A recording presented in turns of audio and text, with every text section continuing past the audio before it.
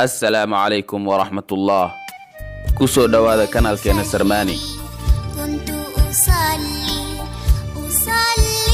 لله. موضوعنا maanta wuxuu noqonayaa xuduudaha ugu yaabka badan dunida.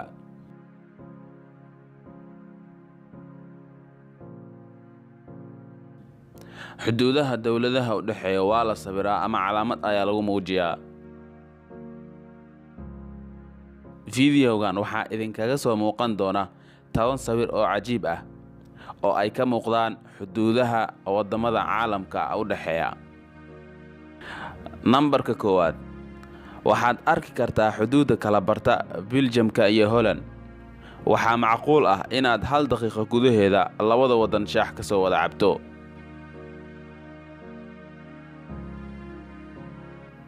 labo xuduuda u dhaxaysa Germany iyo Holland. 3 ninkan hadda wuxuu joogaa Spain, kaliya hal tilaabo ayaa ka xigta Portugiiska. 4 fiiri sawirkan, waa xuduuda u dhaxaysa saddexda wadan ee Asia dhaca. Koonfur bari Asia waa wadamada Myanmar, Thailand iyo Laos. waxaa loo yaqaanaa xuduudan Golden Triangle, saddex xagalkii dahabiga ahaa. 5 xuduuda u dhaxaysa Morocco iyo Algeria ama Jazaa'ir. dhismaha calanka guduudan uu ka muuqdo waa Morocco. dhismaha calanka cagaarka ah iyo cadaanka isugu jira uu ka muuqdana waa Algeria. 6 xuduuda u dhaxaysa Austria, Jamhuuriyadda Jeega iyo Germany. adoo Germany joogo ayaad arki kartaa xuduuda u dhaxaysa Austria iyo Jamhuuriyadda Jeega.